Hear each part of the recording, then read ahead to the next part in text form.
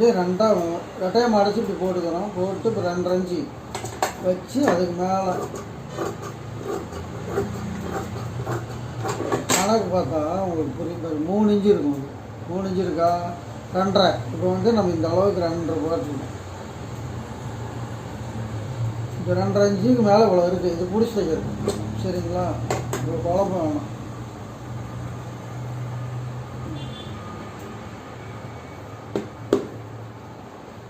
அடுத்தது இப்படி வச்சு குதிரோட பிடிச்சிக்கிறோம். குதிரோட பிடிக்கும்போது இப்படி இழுக்கக்கூடாது. அப்படியே அது சுருக்கவும் கூடாது, இழுக்கவும் கூடாது. அது பாடு சும்மா இழுக்காமல் தைச்சிங்க. ஏன்னா இந்த இடத்துல நீண்டும், இந்த இடத்துல இழுத்தா ரொம்ப இழுத்தா நீண்டும். இந்த இடத்துல நம்ம நிலத்தோம்னா நீண்டும். அடுத்தது இப்படி வச்சுக்கிறோம். வச்சு இப்படி முடிச்சுக்கிட்டு இழுக்காமல் இப்படி இழுத்து இப்படி வச்சு கையை வச்சுக்கிறோம். கையை வச்சுக்கிட்டு இப்படி வரோம். இப்படி வந்தோம்னா அது நவராது. சரியா?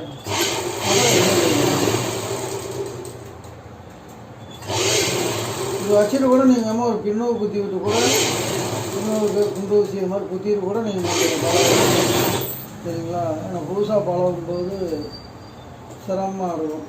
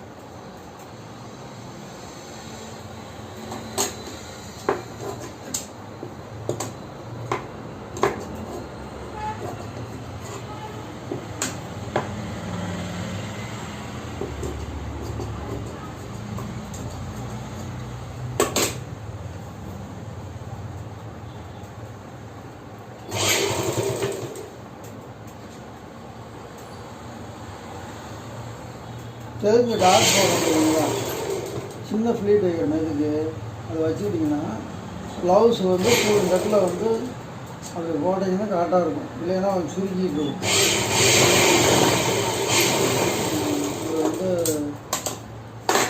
இது வந்து இது வளைஞ்சி வந்துடும். இப்போ நீட்டாக வரும்னு வச்சுக்கோங்களேன். என்ன ஃபிட் வச்சா இல்லைன்னா அது வந்து அந்த இடத்துல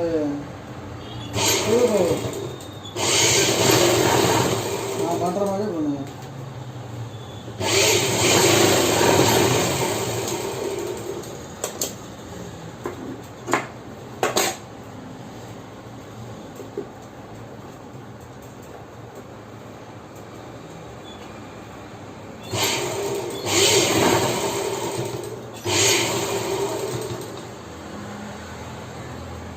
இப்படி மடக்கணும். தைச்சிட்டு இந்த நேருக்கு இப்படி நேரம் மடக்கி அப்புறம் இப்படி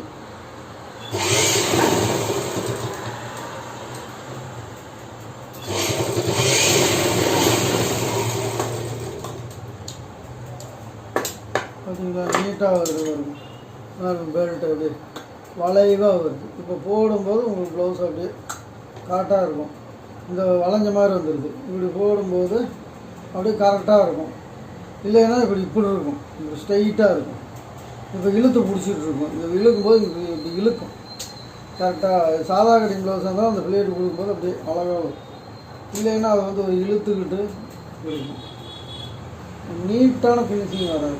சரிங்களா? அவ்வளோ அப்புறம் இது 2 இப்படி வைக்கிறோம். வச்சுட்டு வச்சுக்கிட்டு இருக்கான்னு பார்க்குறோம். காட்டாகுது. இப்போ நம்ம அப்படியே வச்சுட்டு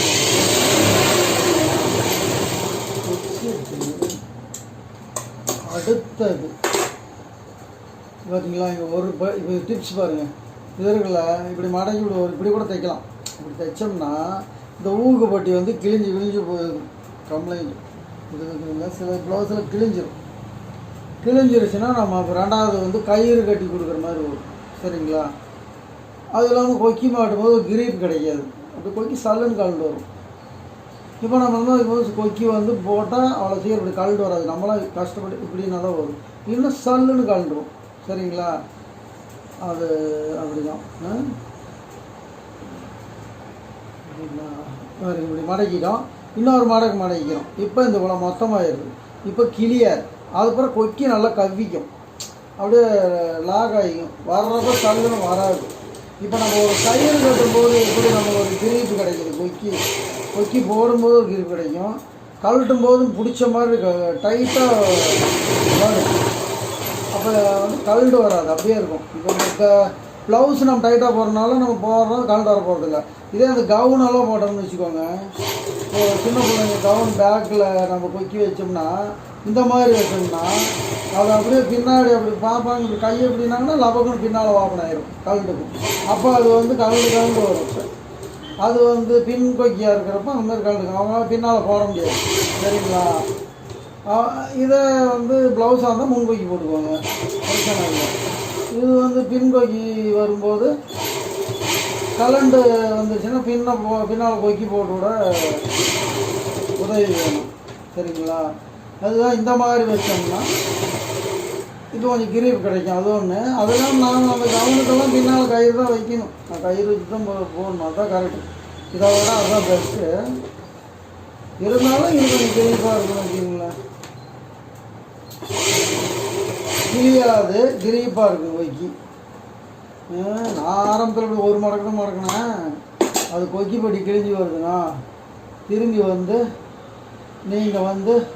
நீங்கள் கிழிஞ்சி போச்சு, அதனால் இன்னொரு துணி வச்சு தைச்சி கொடுங்க அந்த இடத்துல. இப்போ லைனிங் ப்ளவுஸெல்லாம் எடுத்துக்கிட்டோம்னா லைனிங் ப்ளவுஸு மொத்தமாக இருக்கும், அதுக்கு நம்ம இந்த பட்டி மாட்டி தைச்சோம்னா கிழிஞ்சி போயிடும். நான் ப்ளவுஸ் நல்லா இருக்குன்னா ஊக்கு பிடிக்கணும் அப்படின்றதாங்க. அப்போ நாம் அதை வந்து இன்னொரு துணி வச்சு நம்ம தைச்சி கொடுக்கணும், நமக்கு ஒரு வேலை, நமக்கு தடவாக இருக்கும். அந்த டைமுக்கு அந்த கலர் துணி கிடைக்காது, வேறு துணி வச்சா அசிங்கமாக இருக்கும். இப்படி பல பிரச்சனைகள் இருக்குது. அதனால் நம்ம இந்த மாதிரி வச்சிட்டோம்னா இதுக்கும் கிளியாது, லைனிங் ப்ளவுஸும் கிளியாது. அதை மைண்டன் பண்ணுங்க.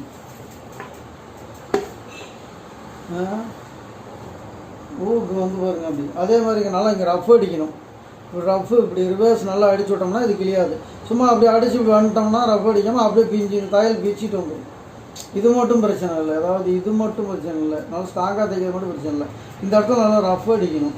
இல்லைன்னா ஒருபடியே தைச்சி அப்படியே போனோம்னா போயிட்டு இப்படி வந்தோம்னா இந்த இடம் அப்படியே பிச்சுட்டு வந்துடும், அப்புறம் யோஜனை கிடையாது.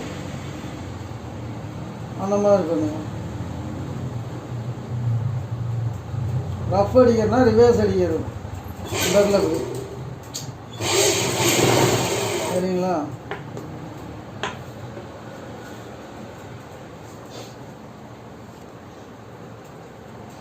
Mm-hmm.